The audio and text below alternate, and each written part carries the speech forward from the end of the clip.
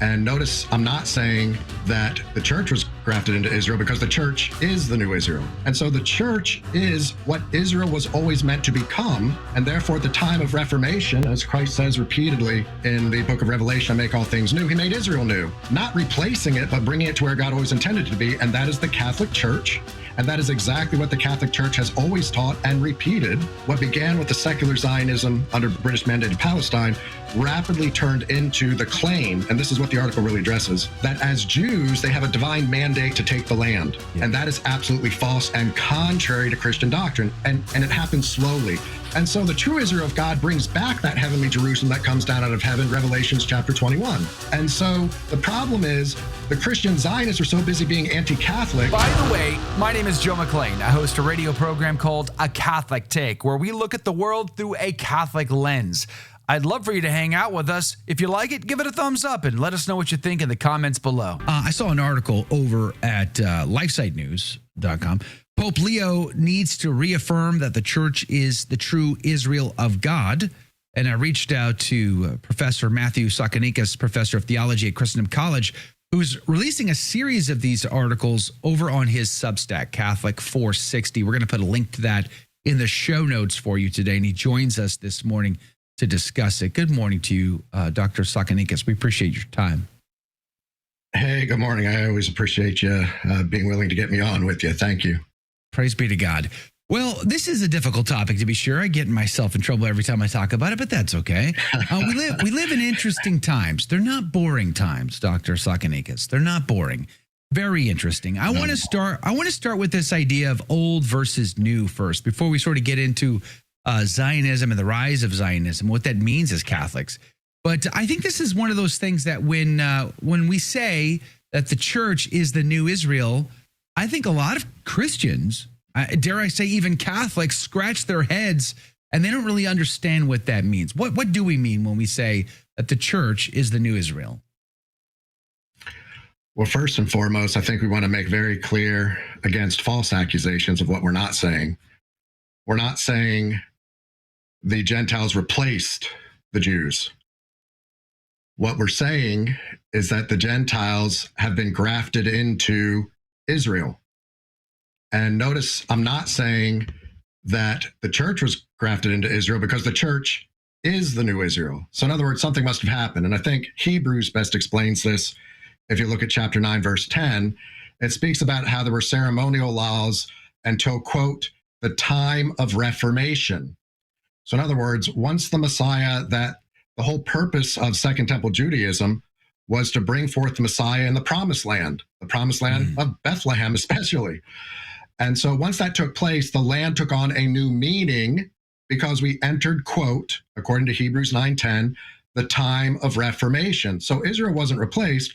Israel was brought to fulfillment through the Messiah, and therefore the Messiah transforms Israel into what God always meant it to be, and it was meant to be the kingdom of the Messiah.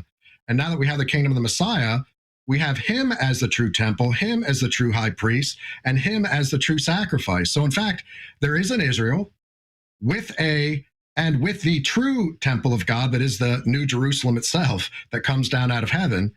And so the church is what Israel was always meant to become. And therefore, at the time of Reformation, as Christ says repeatedly in the book of Revelation, I make all things new, he made Israel new, not replacing it, but bringing it to where God always intended it to be. And that is the Catholic Church. And that is exactly what the Catholic Church has always taught and repeated in Lumen Gentium 9.3, that the church is the new Israel. So that's the best way, I think, to understand it, in terms of a recapitulation of all things, not a replacement, but a recapitulation of all things in Christ.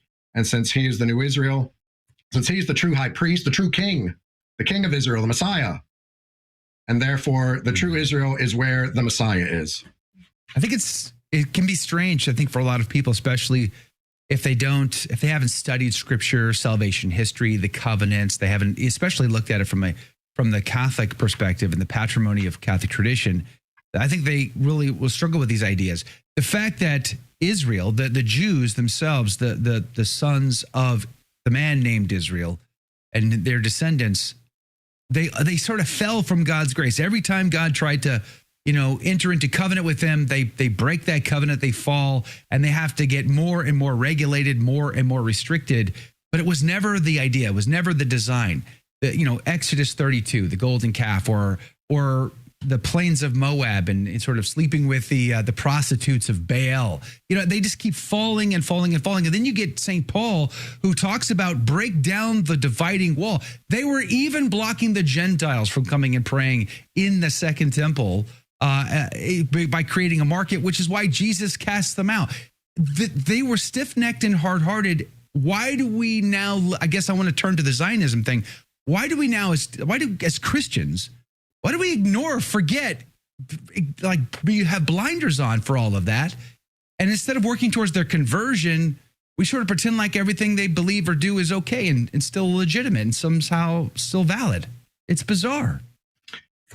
It is. And this is where the article that you originally referred to, the article from my Substack, and God bless, I'm so grateful that LifeSite News reprinted them. I'm so grateful. My friend Michael Brown over at Spirit Daily reposted the link to it, and others who are sharing it. So thank you. And that article specifically is trying to address what happened and why we really need the Pope since 1948, and the growing misunderstandings that happened with a political state of Israel being formed under the British mandated Palestine, basically from the years 1917 to 1948. Something incredibly different happened. And so we went from what we call, and this is what the article goes into, what began as a secular and political Zionism that always had within it a little bit of a theological Zionism, but it was much smaller in terms of what was trying to be accomplished.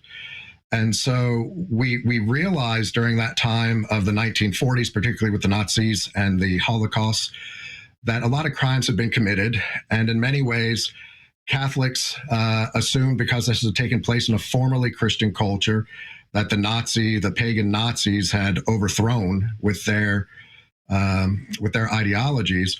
We didn't want to see the Jews ever treated that way again, because we have a great respect for those who carried the promises in their scriptures, those who prepared the way for the coming of the Messiah. There's a special relationship of Christianity to Judaism in which they kept things together for us. And so there's a kind of respectful piety of we can't hate those who are our very foundation for making possible the full flourishing of Judaism, which is Christianity, which is what all the church fathers always taught. And so it would be wrong to, in a sense, hate ourselves. And so this is why anti-Semitism is always forbidden. And the difficulty became where we went from trying to ensure that these crimes never take place. And so while we accepted a secular Zionism, one in which there was a homeland to prevent it from happening again, one that took place under international law through the British mandated Palestine. And there's a lot of history there that I go into. But then it was the theological side of it came to play more and more and more, and developed more and more and more, while those in that homeland realized that there was, particularly since the 1967 war, this ongoing absolute resentment, because what began with the secular Zionism under British mandated Palestine rapidly turned into the claim, and this is what the article really addresses, that as Jews, they have a divine mandate to take the land. Yeah. And that is absolutely false and contrary to Christian doctrine. And it happens slowly. And that's why many Christians in America, particularly Catholics who imbibed the heresy of theological Zionism through the Christian Zionists who are so strong politically in America, because of that slow process that took place, many people didn't realize they embraced a form of Zionism that is contrary to Christian doctrine. There are varieties that are not specifically contrary to Christian doctrine, but the theological Zionism specifically is, and we swallowed that with all the sugar of political Zionism. And therefore, we didn't recognize what we were creating. I think the irony is rich in this, especially going back to to the Old Testament. I mean, when they were coming into the land, what they were afraid of the inhabitants of that land. I mean, plan A was to consecrate them, set them apart so they can go and evangelize their lost brothers, the Egyptians, the Hittites, the Canaanites, and all the rest of the ites. And instead, they're afraid of them. So we end up falling and end up getting into harem warfare. And they go into the land and have to commit harem warfare at that point. So they gotta cleanse and take the land. But today, after their fulfillment of all their covenant in Jesus Christ, now they see everything as they are Joshua and everything is Jericho, and they've got to take it all back. But how does that explain, like, all of these evangelicals that they're over there praying at the wall, Dr. Tsakanikas? They're over there praying at this wall. They're putting on the yarmulkes. It seems bizarre. Where does St. Paul, where does anybody in the New Testament tell us that we should don our yarmulkes and go? I mean, I believe St. Paul wrote the letter to the Hebrews. And I believe chapter 10 is powerful stuff to tell us that we're not supposed to be over there doing those things, but they do it all the time. Well, they're ignoring certainly the letter to the Hebrews.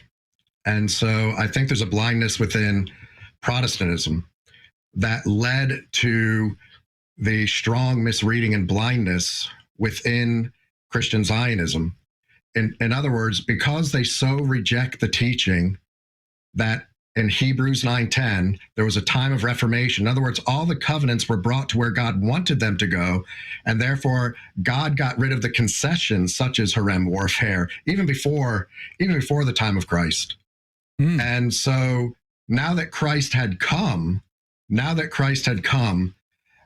and Second Temple Judaism did not embrace the Messiah who they were awaiting. In other words, the land existed in order to be at the service of the coming of the Messiah. Now that the Messiah came, the land in what it was serving enters into something even better than the land. And therefore, God's still keeping his promise of the land in terms of the time of reformation of the Messiah, which is now God bestows his Holy Spirit, which is the land of heaven. Now you're entering the true promised land and the true rest of God that Moses prefigured. Because when Moses went into the cloud and then built the tent of meeting based on the cloud on the mountain, when he went into that, he showed by coming out radiant, transfigured. And hey, today's the transfiguration. I almost forgot Happy Transfiguration. Yeah. When he came out transfigured, he was showing what the true promised land and land of rest was. It was sharing in God's divinity. And so the rest of Israel got excluded at the golden calf from sharing in divinity until the time of the Messiah would restore God's original intent that he showed on Sinai. And so the true Israel of God brings back that heavenly Jerusalem that comes down out of heaven, Revelations chapter 21. And so the problem is the Christian Zionists were so busy being anti-Catholic, they could not simply embrace that the Catholic Church, the one holy Catholic and Apostolic Church, had become Reformed Israel, the new Israel, with a new temple, with new rites, better promises, and better sacrifices, as Hebrews says. And so they started focusing all their interpretations of Revelation based on Second Temple Judaism instead of the kingdom of the Messiah. And that's why we have to be clear. I like Joshua Charles a lot personally. I've interviewed him on a few occasions. He was a part of my documentary film that I released in 2023, where we talked about the end times, the Antichrist, and all of that. And he's been doing yeoman's work over on X, really discussing these issues, because he's a convert of the church. He's got that convert zeal, praise Jesus. But he talks about the age of Zionism as the age of the Antichrist, the rise of the Antichrist. The early church fathers, St. Jerome, I've got St. Jerome's commentary on the book of Daniel right over here. And he talks about how the Antichrist will rise and he will be accepted as a false Messiah, and he will rebuild that third temple. So it seems to me that anybody who supports the rebuilding of the third temple, which there's a massive movement for amongst Christians in America today, is on the building committee of the Antichrist. How would you see it? Yeah, I think because, as you said earlier, these conversations that we're having in charity, certainly there's a lot of context to all that's being said here.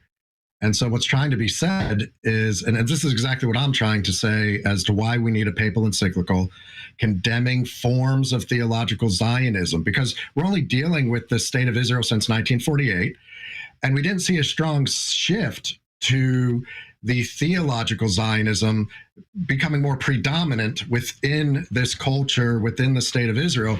We didn't see it more until the 1990s as it grew even stronger under the influence of Benjamin Netanyahu and the kinds of coalitions that he was building. And then we didn't see it becoming even stronger until about 2022, when he led into that coalition, the extreme theological Zionists, particularly represented in Smotrich and Ben-Gvir. And so the church, and looking at this situation and all the confusion and all the Christian Zionists who have been pushing theological Zionism, it's a more recent, strong phenomena, and it's causing great confusion amongst Catholics. And that's why I'm saying the timing is right to speak against these forms of theological Zionism, in which we see this push to retake the Temple Mount and to promises of rebuilding the Third Temple. There's a lot of innuendos and implicit and dog whistles going on by those within the Likud administration that we could go into for a long time. And so what's really being said, and why I'm saying we need to write this encyclical, is that somehow there is a divine mandate amongst these people who support theological Zionism to take land that rightfully, according to natural law and international law, and I would even say there's some divine law in this, that it is not to be ruled or governed by those who want to see a return to Second Temple Judaism. That has ended. According to Hebrews 8:13, it has become obsolete. And the true temple, Jesus Christ, is the one we should be trying to uphold to everyone, everywhere. And so from that position, since part of a great apostasy took place when the Jews declared, we have no king but Caesar, well, that's apostasy from God. And so from that perspective, that group who didn't want Jesus the Messiah and who refused to accept, quote, the time of Reformation, Hebrews 9:10, that apostasy continues in theological Zionism in its attempt to go back to the temple. And so from that perspective, you can speak of it being as an antichrist perspective, an antichrist, a continuing, growing apostasy that should have been healed by accepting the true Messiah, Jesus Christ. Amen. Would you feel different if Christendom was still alive and well? If, let's say, the Holy Land was ruled by a Christian king, a Christian monarch, and could govern accordingly, would it be okay under those circumstances to welcome and protect Jews to live in the land again, because it would be ruled by Christendom? But, I mean, would you feel different under those circumstances? I don't have a problem right now, and I don't think you do either. But I don't have a problem right now with Jews legally immigrating back to where they feel an ancestral identity. Sure. Yeah, legally doing it, right? Right. The difficulty is the claim of the divine mandate. Let me read something real quick about what I mean by this. When forgive me, I'm not good at my pronunciations. I think it's Tebe in the Christian village in the West Bank, which is a Palestinian Christian village, right? And so you have illegal Jewish settlers trying to burn it down, run them out. It's been in major headlines in the news. Mike Huckabee visited there, trying to figure out what's going on. And so listen to what the German ambassador said. The German ambassador to Israel, he said about it, he said, whether the target is a Christian village, and this is from Vatican News just a week ago, whether the target is a Christian village or a Muslim community, these extremists, and he's referring to the Jewish settlers, these extremist settlers may claim divine mandate, but in truth, they are criminals, strangers to any authentic faith. And what I'm trying to say is the claim of the divine mandate, which now we see and have seen many Catholics supporting this, Catholic politicians, Catholic leaders, and Christian Zionists, that the Christian Zionism they've embraced. And we see Governor Huckabee saying that this land rightfully belongs to Israel. When we see the current Speaker of the House, Mike Johnson, saying they have a right to this land, they're claiming a divine mandate. That is heresy. Right, exactly. This is contrary to Catholic doctrine. So when I condemn Christian Zionism, I'm referring to the claim of a divine mandate. That's what needs to be addressed because, sorry? I wanted to go back to just follow up on my question, because I guess What I'm saying to you, what I'm asking you is, like, in my estimation, what I feel ought to be done is I feel like the Holy Land ought to be ruled under Christendom. And it's Christendom like a parent who keeps two siblings from killing each other, right? That's part of our job as parents, to keep our kids from killing each other. Right. So I feel like that should be the norm in the Holy Land. I would welcome them to come back and live in peace in their ancestral home, but I wouldn't let them attack their neighbor, and I wouldn't let their neighbor attack them either. We would maintain the peace, and furthermore, I would work towards the conversion of all of them, because that's our mission, that's our mandate, and yet we have, to your point, it seems like people like Huckabee, even the ambassador we've sent over there, certainly an evangelical, certainly somebody who embraces dispensationalist ideals. You know, you can see that there's an internal tug of war in him right now. On one hand, he recognizes Tebia and the Jewish settlers that have attacked illegally their neighbors. On the other hand, he kind of wants to turn the cheek and let them have it because they have this sort of, presumed divine mandate. So there's a schizophrenia in the mind of so many. I believe that would be solved under Christendom, but I guess that's what I'm asking. Does Christendom ruling anything change anything in your mind?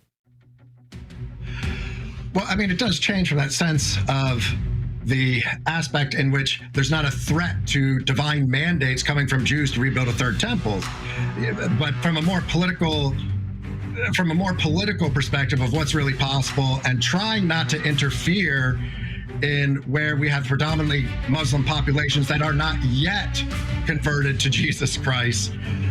It's hard for me to answer that hypothetical, but you're making a good point in which we have to get rid of the idea there's a divine mandate to take land specifically for Jews only. That needs to be addressed. And when the state of Israel claims to be Israel, but in fact we have the new Israel, the church has to give clarity. Did you like that video? It's okay. You can admit it. It's perfectly fine. Hey, we cover the big stories of our day, from inside the church to outside the church to all points in between, and we do it from a Catholic perspective. It's called A Catholic Take. It's a radio program Monday through Friday. We live stream it right here on this channel, by the way, so make sure to subscribe, like, and share. We would be very grateful to you. And don't forget, you're going to want to watch this video right here because you don't want to miss anything.